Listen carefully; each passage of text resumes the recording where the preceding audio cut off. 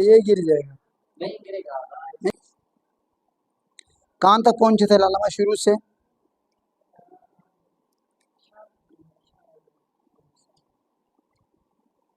تحقیقاً تو پڑھ لیا نا.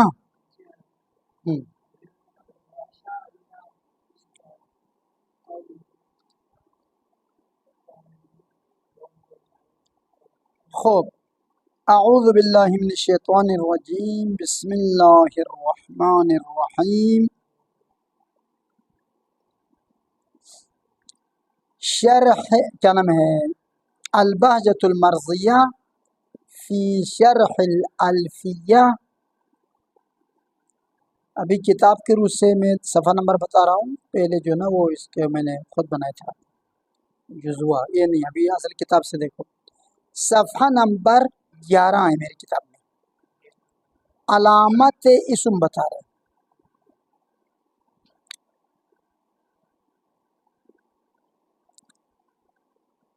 اشار بالحروف شامل له الا.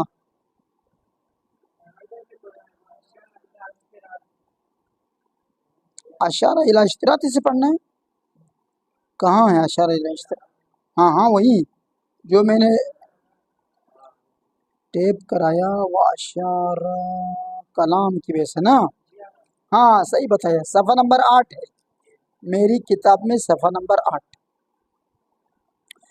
وَأَشَارَ الْمُصَنِّفُ إِلَى اشْتِرَاطِ كَوْنِ الْكَلَامِ مَوْضُوعًا أي مقصودا. مصنف نے کلام کی ایک شرط کی طرف اشارہ کیا. وہ شرط یہ کہ کلام مقصود متکلم ہونا چاہیے، یعنی بات کرنے والا قصد اور ارادے سے بات کر رہا ہو، اس کو کلام کہتے ہیں. اچھا یہ شرط کیوں لگائی ہے؟ لِيَخْرُجَ مَا يَنْطِقُ بِهِ النَّائِمُ وَالسَّاهِي، تاکہ نکل جائے وہ جملہ جو بولتا ہے سویا ہوا شخص حالت خواب میں، والساہی یا جو بھول کر بولتا ہے، غفلت کی حالت میں بولتا ہے. وَنَحْوُهُمَا، یا مست آدمی 2 کلو پیا ہے ابھی مست ہے، الٹی سیدھے باتیں کرتا ہے، تو یہ کلام نہیں ہے، چونکہ وہ اپنے ارادے سے بات نہیں کر رہا. وَنَحْوُهُمَا. اچھا یہ بقولہ متعلق اشارہ ہے. اس شرط کی طرف کیسے اشارہ کیا؟ بقول المصنف کاستقیم. مصنف نے اپنے اس بات کاستقیم کے ذریعے سے اشارہ کیا کہ کلام مقصود متکلم ہونا چاہیے. متکلم قصد اور ارادے سے شعور کے ساتھ بات کرے تو وہ جملہ ہے، کلام ہے. وہ ایسے عالم خواب میں بہت کلام نہیں ہے. تو کہتے ہیں استقیم سے کیسے پتہ چلتا ہے؟ اس میں کتاب کے حاشیے میں جو بتا دیا، آپ کی کتاب کے جو حاشیے میں ہے، شاید ادھر ہے نہیں، ادھر دیکھ.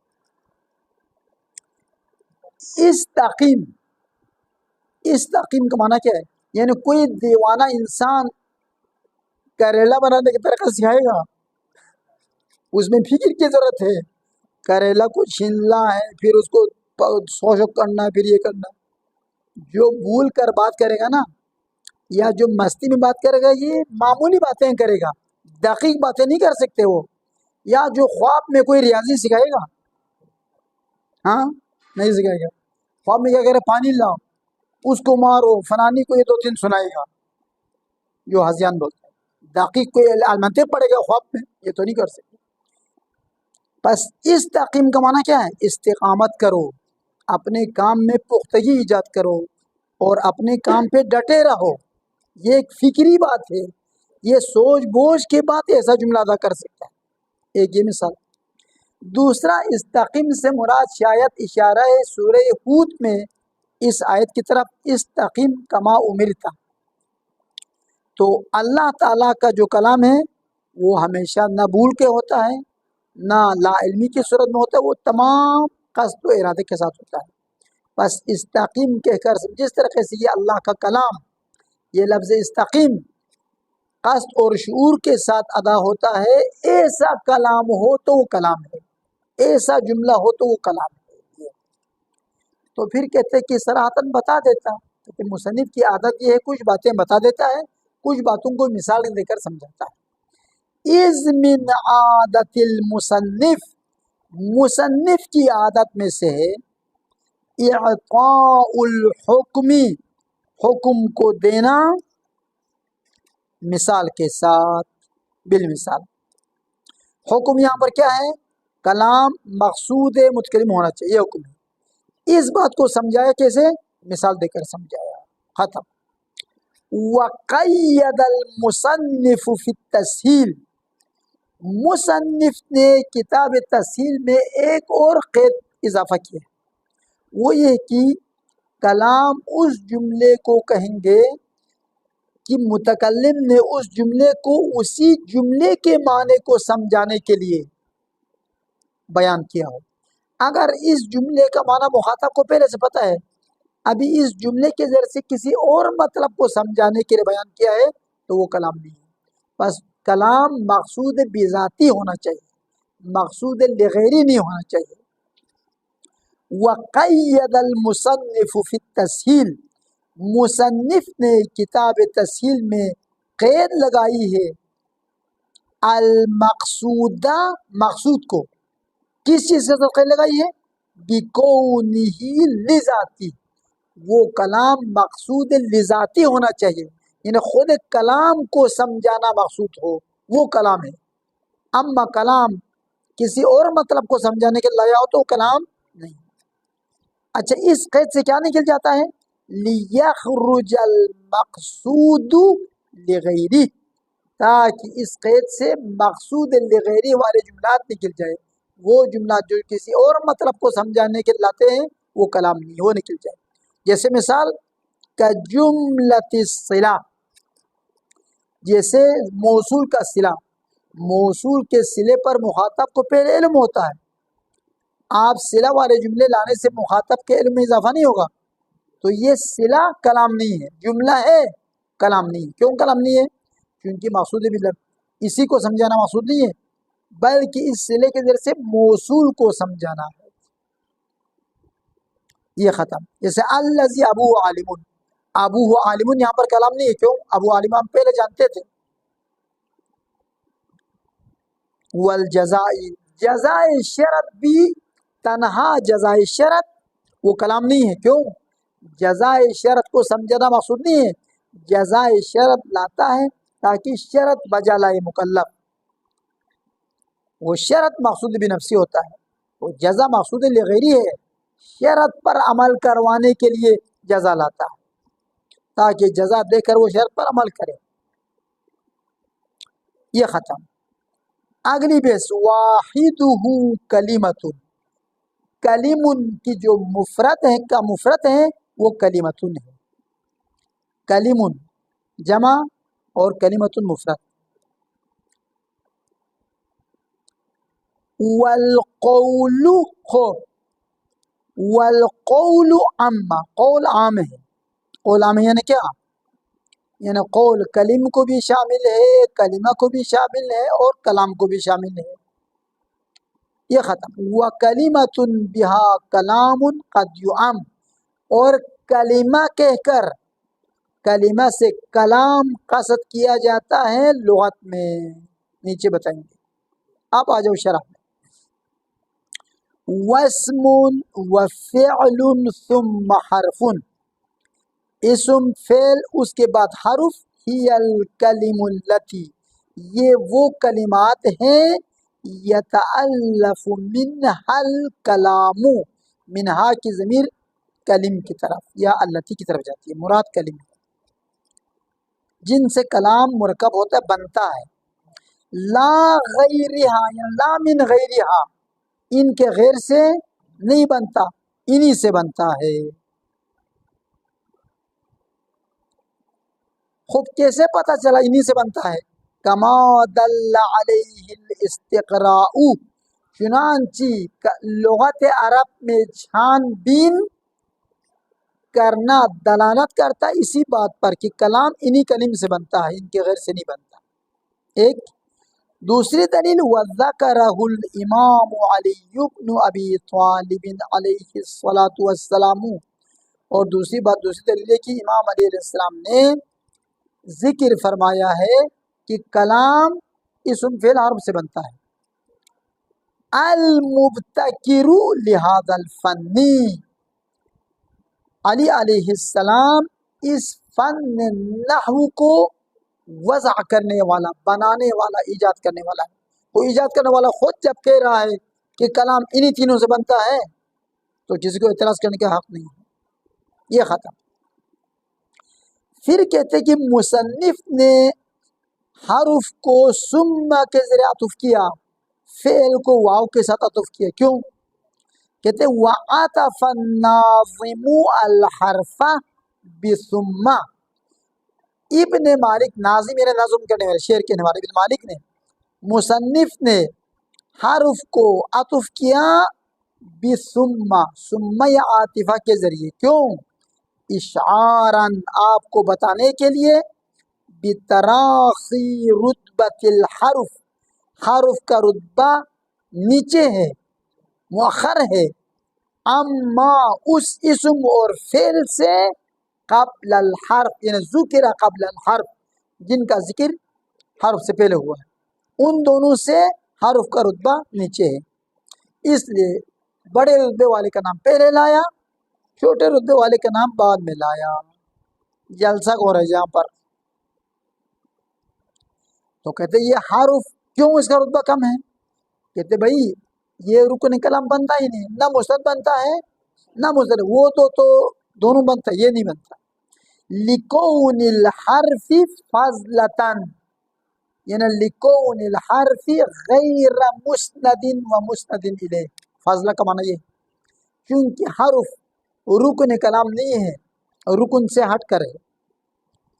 دون الحرف، دون الفعل والاسم، اما فعل اور اسم کے برخلاف، کہ فعل اور اسم رکن کلام بنتا ہے اما حرف رکن کلام نہیں بنتا، اس لیے اس کو آخر میں ثم کی ضرورت ہے. یہ ختم. پھر کہتے کلم کی تعریف کر. کلم کون سا صیغہ ہے؟ ثم الکلم علی الصحیح، پھر لفظ کلم قول صحیح کے بنا پر اسم جنس جمعی،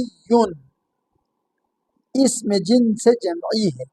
یہ جمعی صفت اسم قرار دے تو جمعی پڑھے، صفت جنس قرار، جنس جمعی بہتر میرے خیال میں. اسم جنس جمعی، جنس جمعی و جنس افرادی، تو یہ اسم جنس جمعی ہے. اسم جنس جمعی کسے کہا جاتا ہے؟ ادھر دیکھ، اسم جنس جمعی اس اسم کو کہا جاتا ہے جو کم سے کم تین یا اس سے زیادہ کلی پہ دلالت کرے. تین یا اس سے زیادہ کلی پہ، جزئی پہ نہیں. کلی کیا ہے؟ اسم کلی ہے. یہ اسم زید بھی ہے، بکر بھی ہے، کراچی بھی ہے، لاہور بھی ہے، قلم بھی ہے، میز بھی ہے، سب اسم ہے. بس خود ہی اسم کلی ہے. فعل کلی ہے، فعل ماضی، مضارع، ضربہ، نصرہ، اضرب، لا تضرب، یہ سب کلی ہے، سب پر صدق آتا ہے. حرف بھی کلی ہے، حرف من بھی حرف ہے، الہ بھی حرف ہے، حتی بھی حرف ہے، تا آخر. پس زید بکر عمر کو کلم نہیں کہا جائے گا کیونکہ یہ جزئی ہے. کلی اسم میں زید بکر عمر شامل. ضربہ نصرہ کو کلم نہیں کہا جائے گا، یہ تو جزئی ہے. فعل ماضی یا فعل یہ کلی. بس اسم جنس جمعی وہ اسم ہے جو کم سے کم تین کلیات پر دلالت کرے.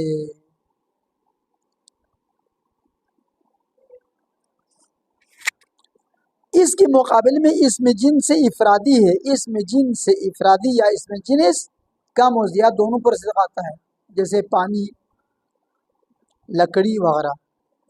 خوب، پس اسم جنس جمعی تین فرد پر صدق آتا ہے کم سے کم. اسم جنس تنہا کم و زیادہ دونوں پر صدق آتا ہے، جیسے انسان، حیوان، گھوڑا، گائے، بیڑ بکریاں وغیرہ. یہ اسم جنس سے وہ ہے، اسم جنس ہے. اور اسم جنس افرادی بھی ایک سے زائد پر صدق آتا ہے، ختم۔ اب آ جاؤ اوپر چلا، واحدہ کلمۃ، کلم کا جو مفرد ہے وہ کلمہ ہے، کلمہ کی تعریف کر، وہی کما قال المصنف فی التسہیل، کلمہ جیسا کہ مصنف نے کتاب تسہیل میں کہا ہے کلمے کی تعریف، لفظ مستقل، وہ لفظ ہے جو تلفظ میں مستقل ہو، دلالت میں نہیں، تلفظ میں، تلفظ میں مستقل ہو۔ ایک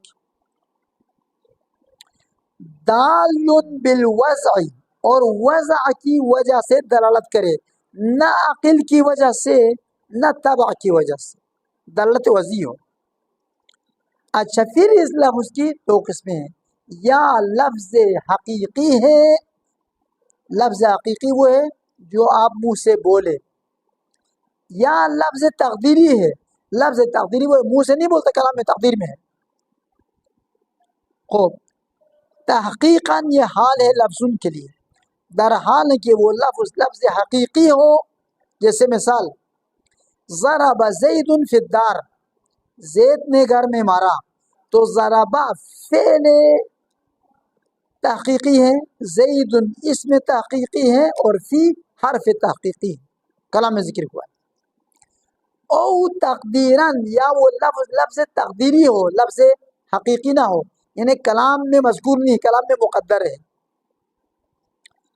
اسم مقدر ہونے کی مثال، جیسا کہ کسی نے آپ سے پوچھا من ضربا، کس نے مارا، یہاں فعل تقدیر ہونے کی مثال، زیدن، یہ زیدن فاعل ہے، تقدیر میں کیا ہے، ضربا زیدن، بس یہاں پر ضربا فعل تقدیری ہے، فعل ہے جو تقدیر میں ہے۔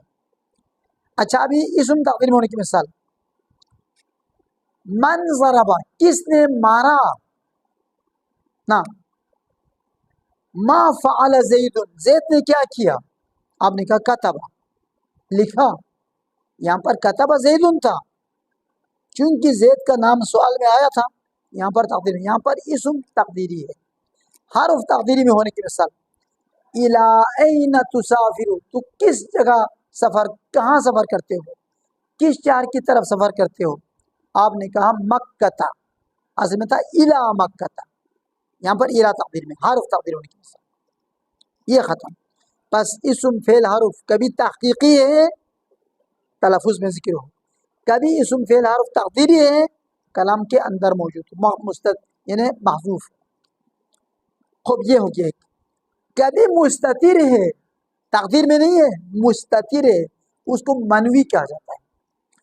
او منوی، یا لفظ کلمہ وہ لفظ ہے جو لفظ نہیں ہے، یعنی تلفظ نہیں کیا ہے، لفظ منوی ہے، یعنی وہ لفظ ہے جو مستتر ہے، کسی اور کلمے کے اندر مستتر ہے، معذوب نہیں ہے، مستتر ہے۔ تو یہ مستتر کی دو قسمیں ہیں، ایک دفعہ لفظ حقیقی کے اندر مستتر ہے، اس کو کہیں گے منوی مع اللفظ تحقیقاً، یعنی وہ لفظ مستتر ہے ایک ایسے لفظ کے اندر جو لفظاً ذکر ہوا ہے، جیسے اضرب آپ نے لفظاً ذکر کیا ہے، اس کے اندر انت مستتر ہے، تو انت منوی مع اللفظ تحقیقاً ہے، ایک لفظ تحقیقی کے اندر مستتر ہے۔ یک خوبیہ منوی مع اللفظ تقدیراً ہے، منوی مع اللفظ تقدیراً کا معنی کیا ہے، خود لفظ محذوف ہے کلام کے اندر، اس محذوف لفظ کے اندر مستتر ہے، جیسے من اضربو، آپ سوال کرتے ہیں میں کس کو ماروں، تو آپ جواب میں کہتے ہو زیدن، تو یہاں پر زیدن سے پہلے خود ہی اضرب تقدیر میں ہے، یہ ہو گیا لفظ تقدیراً، پھر اس اضرب کے اندر انت مستتر ہے، یہ ہو گیا منوی مع اللفظ تقدیری۔ اب یہ اس کے معنی دیکھو، او منوی، منوی عطف لفظ پر، یا تلفظ میں آتا ہے یا نیت میں ہوتا ہے۔ اب نیت میں ہو مع لفظ کذالک تحقیقا و تقدیرا، یا لفظ تحقیقی کے نیت میں ہے یا لفظ تقدیری کی نیت میں ہے. یہ مہم ترین مسئلہ، اس کو صحیح طریقے سے سمجھ لو. حاشے میں بھی ہاتھ پیر کافی مارا ہے، میں نے اس کو خلاصہ کر دیا. یہ ختم. والقول، اب میرا دھیان رکھنا کہ کل کے 20 منٹ میرا ضائع نہ ہو جائے. والقول اما الکلام والکلمہ والکلمتا، یہ لیٹ بھی چل رہے ادھر نظر آ رہے ہیں، اس کو بھی دھیان رکھو. تو بڑا دو کام ہے پھر، ادھر بھی دیکھو ادھر بھی دیکھو. ہو چلے. والقول، اور قول شامل کرتا ہے اپنے اندر الکلام کلام کو، والکلمہ کلم کو، والکلمۃ کلمہ کو. پس قول اور ان تینوں میں منطق کے لحاظ سے وہاں سے مطلق کی نسبت ہے، یعنی ہر کلام قول ہے، ہر کلم قول ہے، ہر کلمہ قول ہے. اما بعض قول کلام نہیں ہے، بعض قول کلم نہیں ہے، بعض قول وہ بھی نہیں، کیا نام ہے، کلمہ بھی نہیں ہے. انسان اور حیوان کی طرح ہے. قول حیوان کی طرح ہے، باقی تین انسان کی طرح ہے. قول عام ہونے کا معنی کیا ہے؟ یعنی قول ان تینوں پر صدق آتا ہے.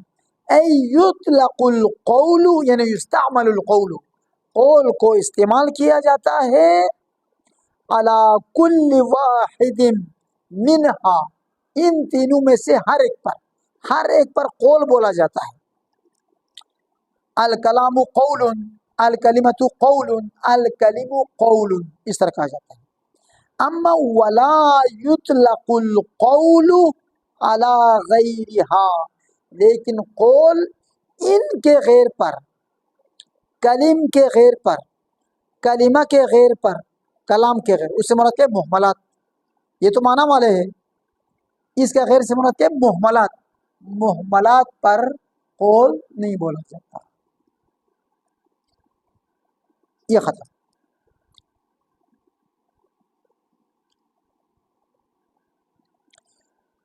پھر کہتا ہے کہ لغت میں کبھی کلمہ کہہ کر جملے کو کلمہ کہا جاتا ہے. لغت میں کبھی جملے کو کلمہ کہا جاتا ہے. تو یہ کس عنوان سے ہے؟ یہ اس عنوان کلی نام کے تسمیت الشیء باسم الجز، کسی چیز کا نام رکھنا اس کے جز کے نام پہ. جیسے غلام کو رقبہ کہا جاتا ہے، حالانکہ رقبہ گردن کا نام ہے، لیکن پورے جسم کو رقبہ کہتا ہے. رقبہ کو بلاؤ یعنی غلام کو بلاؤ، نہ کہ غلام کے گردن کو بلاؤ. تو یہاں پر ہر کلام میں کیا ہوتا ہے؟ کلمہ ہوتا ہے. بس کلام، کلمہ کلام کا جز ہے، تو اسی کلام کے جز کے نام کو اٹھا کر کل کلام پہ رکھ دیا.